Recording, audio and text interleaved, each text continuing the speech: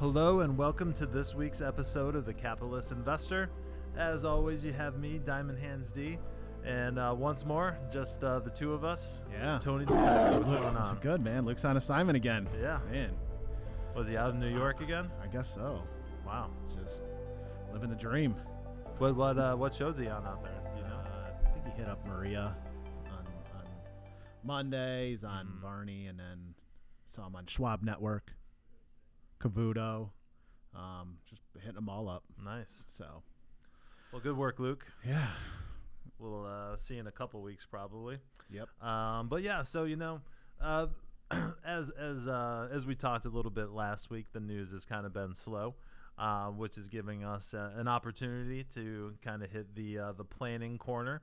So we'll continue over the next several weeks to hit all the planning topics that we're coming across, working with our clients.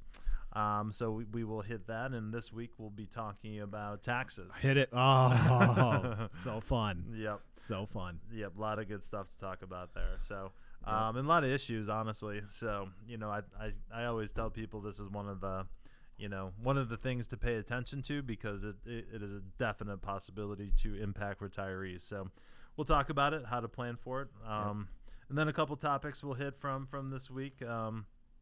Obviously, lots of Trump news lately. So, in the world of finance, his stock is going crazy for a social media firm. And then we'll talk a little sports betting and March Madness because that is crazy.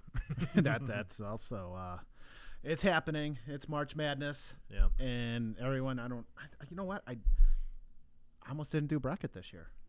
Just because I have no idea what's going on in college basketball.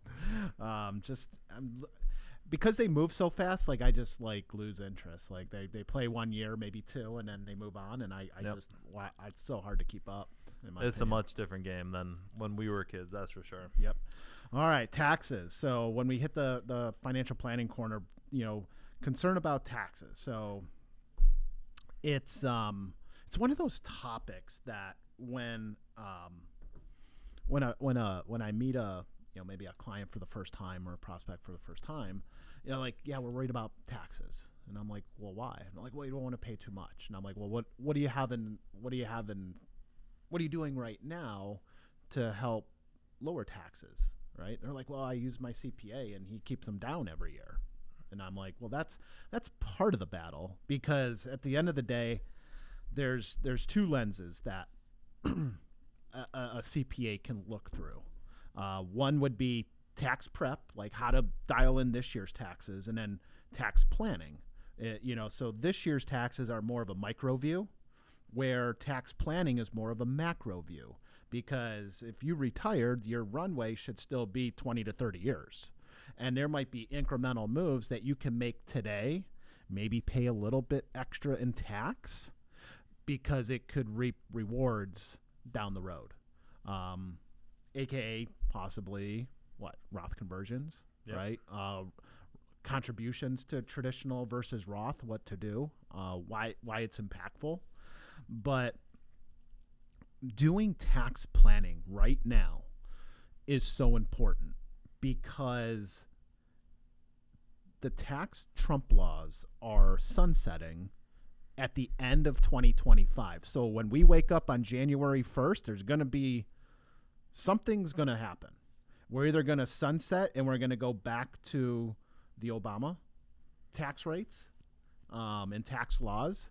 And if that's the case, all the incremental marginal rates are going to go up anywhere between 15 and 25%. So the 12 goes to 15%. The rate of change is roughly 25% in that bracket. Yep. So we have an opportunity in 2024 and 2025 to do tax planning, where we're looking at possible Roth conversions, so that we can convert at a lower rate, because odds are they're going up. We're racking up, what are we at, $34 trillion in debt now? Yep. And they just passed another bill for another trillion. Oh, yeah. I saw someone said something along the lines like, man, this economy is booming. Mm-hmm. And I'm like, yeah, it's taking trillions of dollars to prop this puppy up. Absolutely. Like, holy holy cow. But when it also comes to tax planning, there's distribution strategies in retirement, ways to create that paycheck for yourself. And there might be opportunities there to, depending on the different buckets of money you have. And what I mean by that is, do you have tax-free, like a Roth, tax-deferred, like a traditional, or taxable, like a brokerage account or something? There might be a sequence of distributions to keep your taxes low for many years. If you take a little portion from each one of those buckets, you could keep your taxes very low.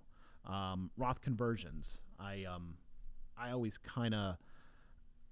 allude to it that Roth conversions are most likely meant for people in their retirement, because that's when you are going to go from working and earning higher income to, turning on a distribution stream, and your income could or should be lower in retirement than when you were working.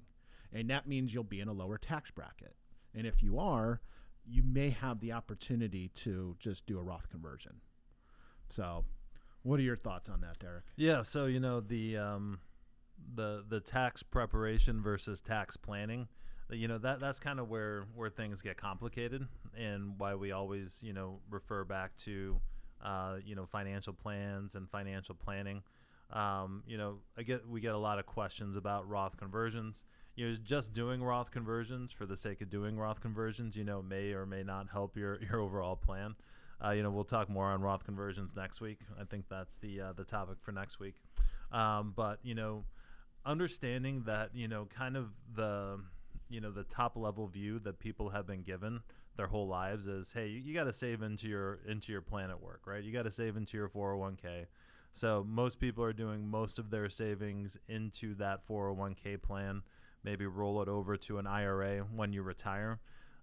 If you've done that, obviously that's great. You've saved money for retirement. But if that is where all of your money is saved, you'll be paying taxes, as you go in retirement, as you pull that money out. Yeah. One of the things that I've seen this in multiple financial plans that I've built, is somebody's plan may not necessarily get better on the surface when I do a Roth conversion.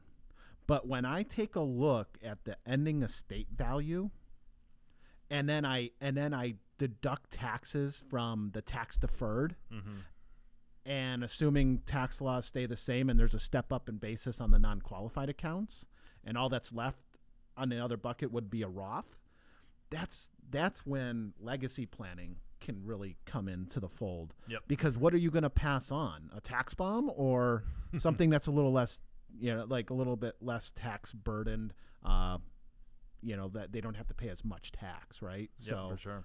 The ultimate legacy tool for the next generation would be a Roth IRA. Right. Because they're going to have to take the distributions, but let's face it, like, they don't have to pay the taxes on it. And what I'm starting to find there is that when the second generation starts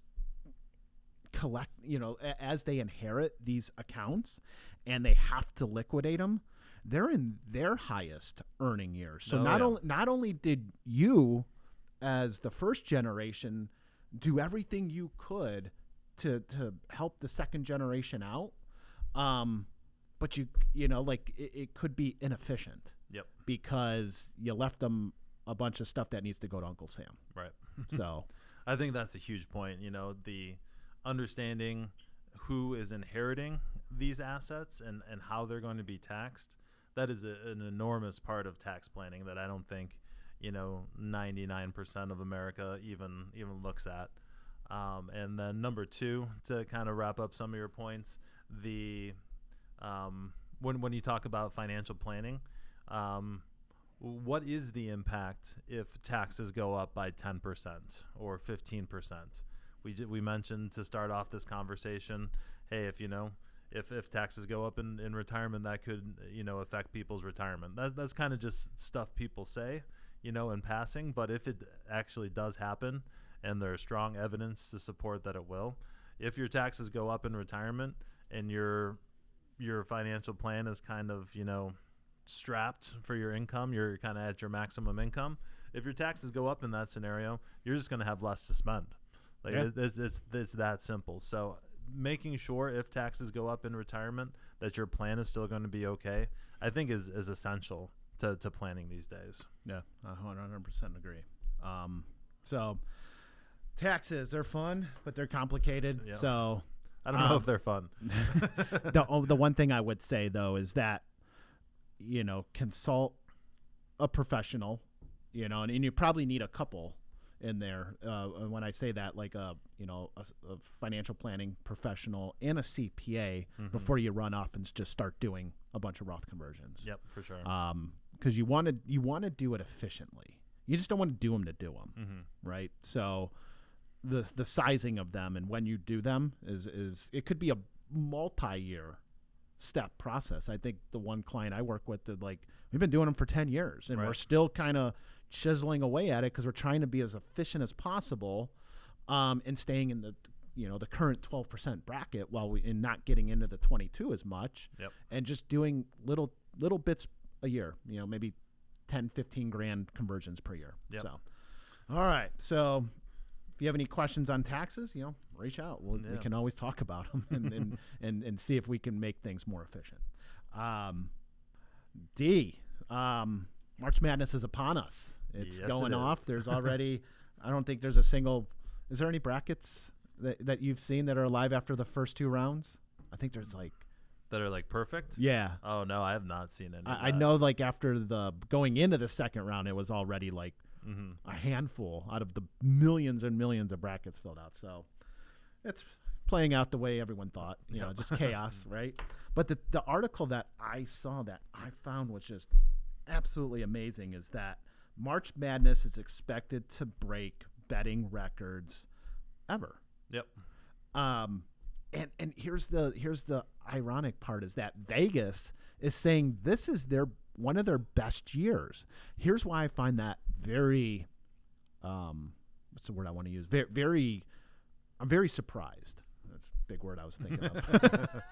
I'm very surprised because I figured that when DraftKings and FanDuel, they got their apps, who needs Vegas? Yep.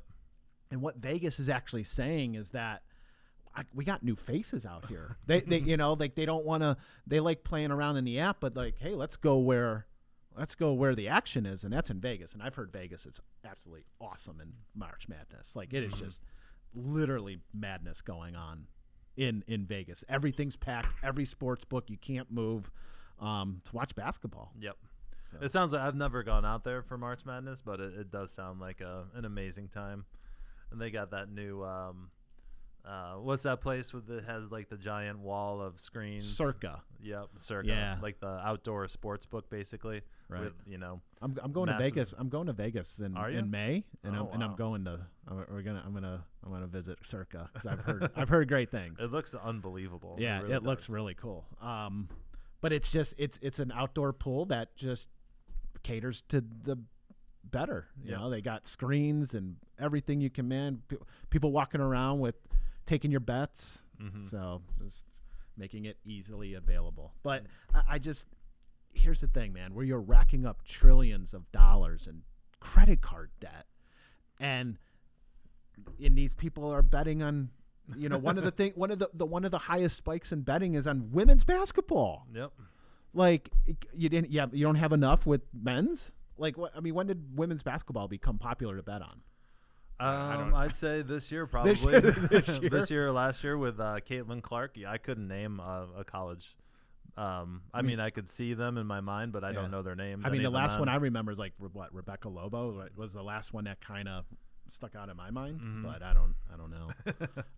But yeah, in between games, oh my God, I got 5 minutes of no action. I better go bet on these women's sports basketball. I don't. It's just crazy. The mobile betting, it's if you're just sitting there and you're bored, which you and I probably aren't doing that very often, but there's a large portion of the population that has nothing going on and just endless amount of parlays they can place. Dude, that's the thing. I've been on DraftKings app.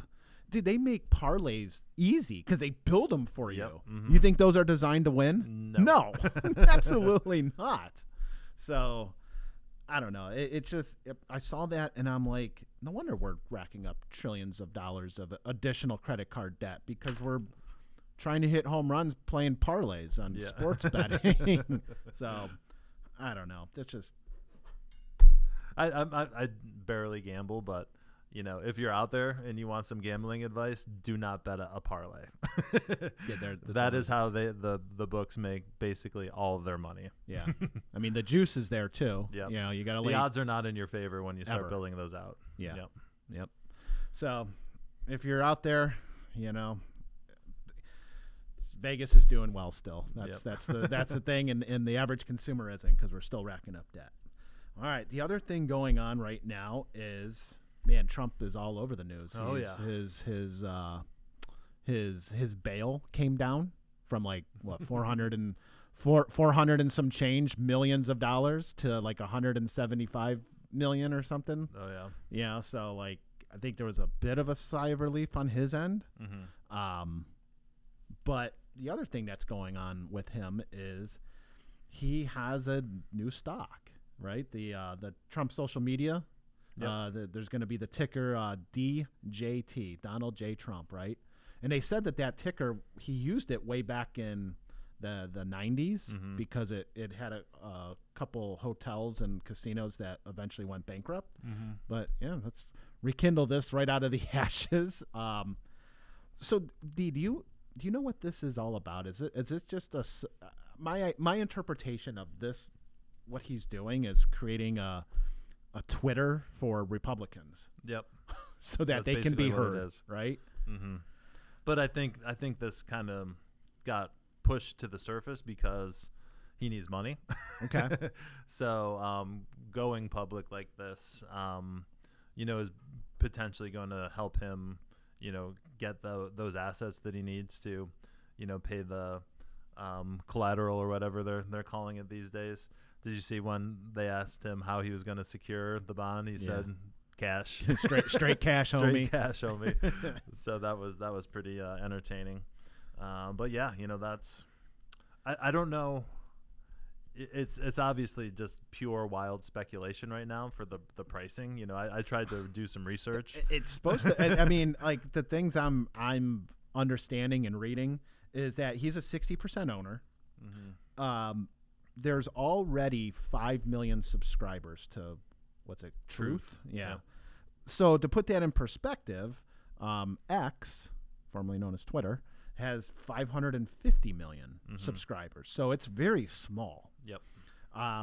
But I know that, the Don, Mr. Donald Trump came out and said that basically what he wants to do is create something that is, you're not going to get silenced on my media program or my media, right? So that's the one thing. But a lot of people are saying this could be the next like meme stock mm-hmm. because there's really nothing to it. Yep. I don't even, 5 million subscribers, there can't be much revenue. No, there can't be. And so I guess we'll find out what happens with this, but it's breaking news today. He's been in the news because of the bail that he needs, and I don't think he's going away anytime soon. Yeah. So it was over, when we started recording on, I guess it'll be Tuesday morning this week. It was over $70, up 42% on the day. So we'll see what happens on Thursday when this releases to see where it's at. Can't you see it becoming like the next like meme stock? Like, I mean, oh yeah, absolutely. GameStop mm-hmm. and all them, like they just rocketed out of nothing too. Because that the shorts are going to come in on this. I mean, it's and up 42% today. Right. So who's going to get squeezed, the long or the short? Yeah. And I know there's some players out there that love to squeeze the shorts. Yep. So, and if that happens, then it just really takes off. Yep. And then you're going to get natural momentum just for the Trump supporters. Right. Which there's a lot of them out there. Buy and hold. I think like one of the commentaries I heard is like, yeah, this doesn't seem like one of those buy and hold stocks. So does not. We'll see how this plays out, but it's definitely news for today. So, all right, D, because it's Easter, if you celebrate Easter, have a great holiday.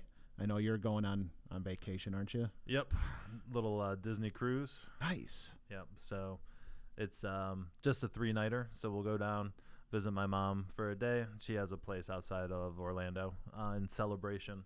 So we'll go down there and then get on the boat on Friday and then come home on Monday. Nice. Where do they go? Like they go to like Disney Island or something? Yep. Yeah. It's just NASA, and then they have their own private island in the Caribbean. Nice. Yep. Well, have fun, man. I'm looking forward to it, man. Getting out of this weather. Gray skies of Yep. Cleveland. Yep. All right, everyone. Well, thanks for listening this week. If you have any questions or comments, hit us up at info@swpconnect.com, and we'll talk to you next week. The opinions expressed in the podcast are for general informational purposes only and are not intended to provide specific advice or recommendations for any investment, legal, financial, or tax strategy. It is only intended to provide education about the financial industry. Please consult a qualified professional about your individual needs.